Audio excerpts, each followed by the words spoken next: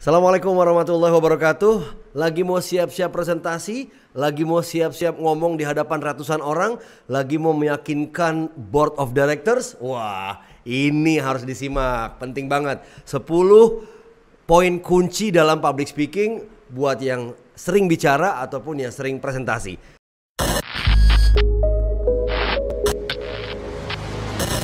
Nah, tips berikutnya juga sederhana tapi penting. Make friends with people at the venue. Kita ini adalah seseorang yang menjadi bagian dari sebuah ekosistem yang besar. Di dalam presentasi nggak cuma kita yang terlibat, tapi kita butuh operator yang mengoperatin laptop kalau Anda nggak ngoperatin sendiri. Kita butuh asisten untuk mengedit materi presentasi kita. Kita butuh orang audio untuk memastikan bahwa suara kita terdengar dengan baik. Kita butuh lighting man gitu ya, operator ruangan, supaya di ballroom itu lightingnya nggak mencolok ke mata kita atau ke muka kita. Kita butuh bahkan sampai tukang sapu-sapu, kita butuh tukang angkat kursi. Nah, ini semua adalah support system yang harus kita manfaatkan sebelum presentasi. Jadi saran saya, temui mereka beberapa jam sebelumnya, kenalkan saya Steny Agusta, saya akan presentasi dalam waktu 6 jam ke depan. Tolong bantu saya ya Mas, kasih saya audio yang terbaik, gainnya ini, suara saya tipenya ngebass. Jangan bikin terlalu ngebas, nanti terdengarnya mumbling atau nggak jelas. Bikin agak ringan, kurangin treble-nya, kayak gitu-gitu. Penyanyi aja sebelum manggung, wah udah belasan jam sebelumnya dia siap-siap. Apalagi kita presentasi yang ada unsur bisnis dan ada nilai tambah di situ. Artinya kita harus lebih perhatian dengan apa yang kita mau presentasiin. Dan kita perlu berbaik hati dengan orang-orang yang membantu kita di dalam venue. Ya. Dan yang terpenting di atas segala-galanya adalah kita berdoa. Tanpa pertolongan Allah, kita nggak mungkin berhasil ngelakuin apapun, sekecil apapun nih ya. Ngangkat tangan kita aja nih ya, kalau Allah nggak memungkinkan kita ngangkat ini, kita nggak bisa ngangkat tangan. Gitu ya. Jadi tiada daya upaya selain Sang Pencipta setuju sama apa yang kita lakuin. So if you believe that your presentations makes people happy, makes people better, so itu udah satu step yang bagus. Tinggal kita memohon keridhaan dari Yang Maha Kuasa. Oke, kita lanjutin tipsnya ya.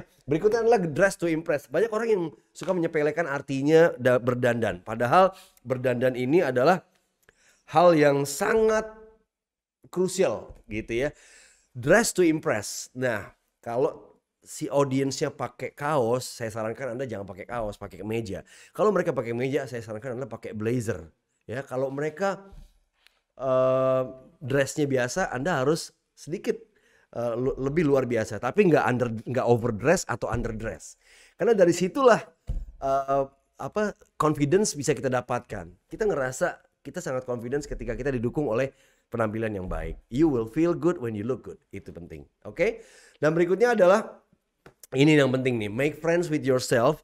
Penting sekali buat kita berteman dengan diri kita sendiri. Kita tahu musuh terbesar dari diri kita adalah diri kita sendiri. Ada yang bilang bahwa we are the victims of our own mind. Kita adalah korban dari pikiran kita sendiri. Padahal nggak ada suatu hal yang dikhawatirin, tapi kita khawatir. Nah, akhirnya kita menzolimi atau menutup peluang untuk tampil baik gara-gara kita nggak yakin dengan penampilan kita. Nah, ini jangan sampai. The only one you need to convince yourself is yourself. Satu-satunya orang yang harus diyakinkan untuk keberhasilan ini adalah diri Anda sendiri. Ya, so make friends with yourself. Santai aja, berteman dengan diri Anda, berdamai dengan diri Anda. Kalau punya problem banyak, simpan dulu problemnya. Hai problem, tenang dulu ya. Saya mau presentasi di hadapan bos nih, presentasi ini penting buat orang banyak. Jadi kayak gitulah, kayak sesederhananya ada tombol switch on dan switch off yang Anda bisa matikan kapanpun dan Anda bisa nyalakan kapanpun gitu ya. So make friends with yourself and be comfortable. Intinya ingin mendapatkan kenyamanan atau rasa tenang. Nah, dari rasa yang tenang ini Anda bisa tersenyum, Anda bisa mengatur speed, Anda bisa mengatur nafas, Anda bisa mengatur segalanya. Ya, kalau Anda relax atau lebih utama lagi chillax, wow, itu semua akan keluar dengan mudahnya. Tapi kalau Anda nggak tenang, deg-degan, itu semua akan menghambat. Keringat dingin, lidah putih, tenggorokan kering, wah macam-macam lah, berbagai tendensi-tendensi psikis yang menyerang fisik. So, make friends with yourself. Lanjut ya. Berikutnya tips dari saya adalah stand still. Wah, seperti si gajah tuh ya. Body posture atau postur tubuh itu sangat menentukan seberapa nyaman diri Anda.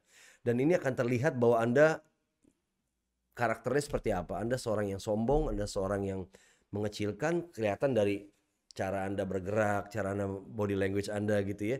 Nah, berdiri tegak ya, kalau bisa posisinya memang tidak condong ke kiri atau condong ke kanan atau sebaliknya, tengah-tengah. Kalau Anda mau jalan boleh, tapi pastikan Anda stand still, berdiri di tengah dan membagi perhatian termasuk eye contact kepada audiens yang ada di sekeliling. Kiri kanan gitu ya. Atau Anda mau berjalan boleh ke kiri kanan. Pastikan Anda memberikan perhatian lewat eye contact, karena eye contact adalah perhatian yang paling kecil yang bisa kita berikan buat audiens. And next is tell a story. Kita semua suka dengan namanya cerita. Bahkan zaman kita kecil sebelum kita bobo, kita selalu minta ibu kita untuk membacakan kita dongeng, cerita, riwayat, hikayat dan sebagainya. So storytelling is one of the most effective weapons in presentations. Jadi kalau bisa cari story yang bisa Anda lekatkan dengan materi Anda. Kalau Anda materinya bisnis, cari story yang berhubungan dengan itu. Kalau Anda materinya adalah solusi dari sebuah problem, cari orangnya yang berhubungan dengan problem tersebut, kita blow up ya. Dan story always connects with people. Jadi kita nggak pernah ngomongin story itu tanpa ada kehadiran orang. Contoh, kalau saya mau cerita tentang saya jualan mobil Avanza, saya akan angkat story-nya tentang siapa sih calon pembeli Avanza ini, kenapa sih mereka membeli Avanza ini, gitu contoh ya. Kalau saya mau jualan kecap, berarti saya akan angkat tentang profil seorang ibu-ibu yang menggunakan bumbu masak kecap untuk menyenangkan keluarganya. Saya bisa ambil cerita sebenarnya atau mungkin saya ambil fiksi ceritanya tapi sampaikan kepada audiens bahwa ini ceritanya fiksi ya, cuma penggambaran atau ilustrasi. So, story always uses human being. Jadi selalu menggunakan manusia.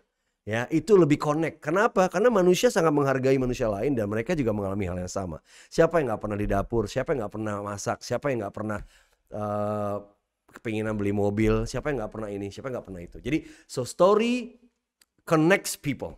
So build your own great story to share your presentations gitu ya. Dan yang penting juga adalah antusiasme. Tidak ada satu keberhasilan tanpa antusiasme di depan.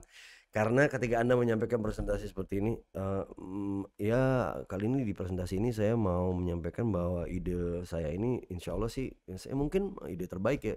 Suaranya lemah, wajahnya nggak menggambarkan keyakinan, turun, body language yang nggak yakin, pemilihan diksi atau kata-katanya nggak meyakinkan. So nobody would buy your product.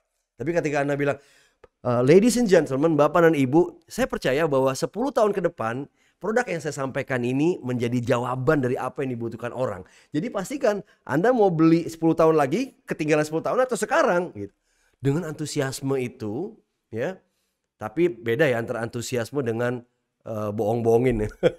Jadi ini biasanya orang nggak akan pernah jauh dari apa yang dia sampaikan. Nah, antusiasmenya ini sangat menentukan seberapa berhasilnya Anda, gitu ya. Oke. Nah, kurang lebih seperti itu. Ini sederhana aja. Kalau ada pertanyaan silahkan tanyakan di kolom komen. Kalau teman-teman ngerasa ini bermanfaat, jangan lupa di-subscribe dan share ke teman-teman yang lain yang lagi persiapan mau presentasi, mau ngomong, menghadapi dosen dan sebagainya. Dan saya ini sangat senang ketika bisa ngobrol, menjawab pertanyaan dari teman-teman. Thank you so much. Wabillahi taufiq wa hidayah. Wassalamualaikum warahmatullahi wabarakatuh.